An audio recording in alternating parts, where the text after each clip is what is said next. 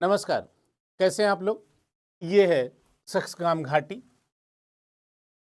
वर्तमान में ये विवाद का विषय बना हुआ है।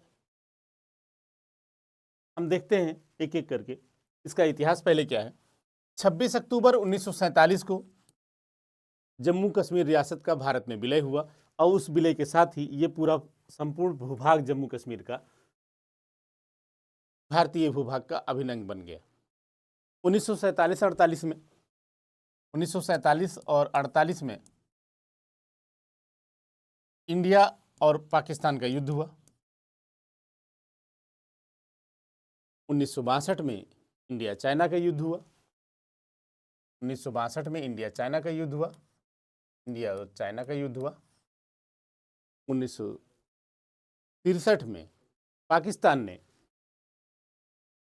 इस भूभाग को, यहाँ सक्सगाम घाटी, ये क्षेत्र जो लगभग 5180 वर्ग किलोमीटर है,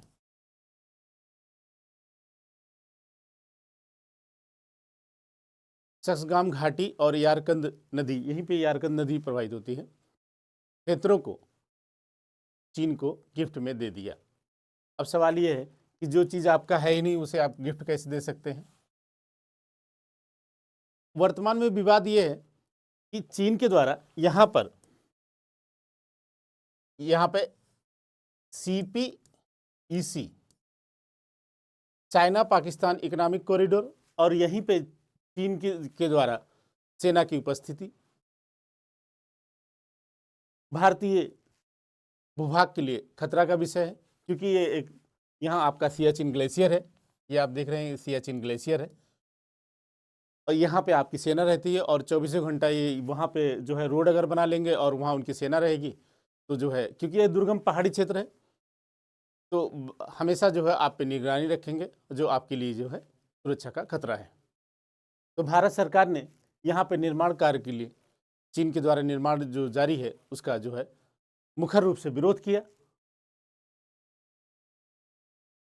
ये विवाद यहीं से पैदा हुआ, ये जो है,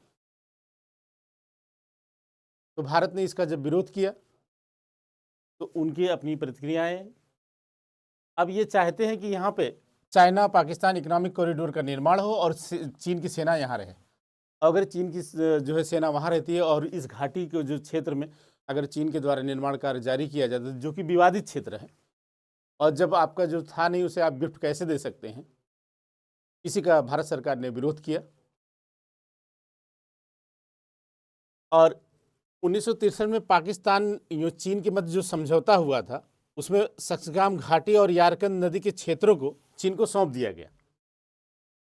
यही इसके विवाद का प्रमुख कारण है। अब हम इसकी ज्योग्राफी देखते हैं।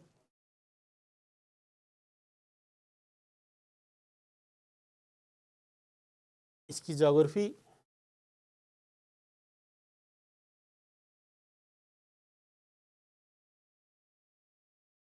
ये देखिए, ये है काराकोरम माउंटेन, और यहाँ पे देखें ये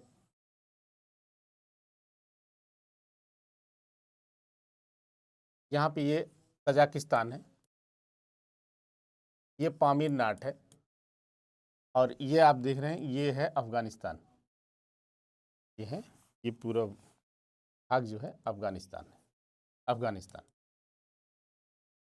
ये काराकोरम माउंटेन और ये घाटी जो है, ये पूरी घाटी जो है ट्रांस काराकोरम ट्रैक्ट में आता है। इसी को ही सक्सगाम घाटी कहा जाता है। ये काराकोरम माउंटेन, ये रेंज, यहाँ से अनेक नदियाँ निकलती हैं, और यहाँ आप देख रहे हैं पामीरनाथ, ये पामीरनाथ, और ये काराकोरम रोज जो है यहाँ पे जल विभाजक का काम करता है। यहाँ से नदियाँ उत्तर में इधर चली जाती हैं और इधर भी आ जाती हैं। काराकोरम माउंटेन के उत्तर में जो नदियाँ निकलती हैं उसमें है सक्सगाम नदी, उसके बाद वो नदी निकल के जो है यारकंद में नदी मिल जाती है, और यारकंद नदी जाके तरिम नदी में मिल जाती है। और काराकोरम के दक्षिणी भाग से हुंज, श्योक, नुब्रा, गिलगित आदि नदियाँ निकलती हैं, जो सिंधु की सहायक नदियां हैं और ये आके सिंधु में मिल जाती हैं। ये इसकी ज्योग्राफी थी। यहाँ आप देख रहे हैं, ये देख रहे हैं, ये सक्सगाम घाटी है, सक्सगाम नदी है, ये देख रहे हैं, ये पूरा बेल्ट। और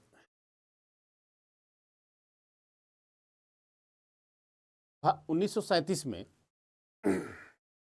1937 में ब्रिटिश जोग्राफर और सर्वे ऑफ इंडिया के अधिकारी केनेथ मेसन ने इस क्षेत्र का, सक्सगाम घाटी के क्षेत्रों का जो है सर्वे किया और उन्होंने वहाँ के भौगोलिक और ऐतिहासिक स्वरूप का विवरण दिया है, जो सबसे पहले यही मिलता है। उस समय क्या था, 1937 के पीरियड में ये एकदम पहाड़ी एरिया था, निर्जन था, वहाँ कोई नहीं रहता था, बहुत टफ टोपोग्राफी थी, लेकिन आज की परिस्थितियाँ बदल चुकी हैं। और ये काराकोरम माउंटेन को इन्होंने सेंट्रल एशिया और इंडियन सबकॉन्टिनेंट, मध्य एशिया और भारतीय उपमहाद्वीप का के मध्य क्या कहा, एक जल विभाजक रेखा के रूप में ये काम करती है काराकोरम माउंटेन। यहाँ से नदियाँ उत्तर में यारकंद व दक्षिण में सिंधु की ओर जाती हैं। अब हम देखते हैं काराकोरम ग्लेशियर के से सक्सगाम नदी निकलती है, जो उत्तर की ओर प्रवाहित होती है, यारकंद में मिल जाती है, उसके बाद ये तरिम नदी में मिल जाती है। और इसका जो दूसरा इम्पोर्टेंस है, काराकोरम के दक्षिणी भाग से श्योक नदी निकलती है, नुब्रा, गिलगित और हुंज आदि नदियाँ निकलती हैं और इंडस रिवर में मिल जाती हैं, कि सहायक नदियाँ हैं। इसका ये ज्योग्राफी था और वो इतिहास। ठीक, ओके, बाय।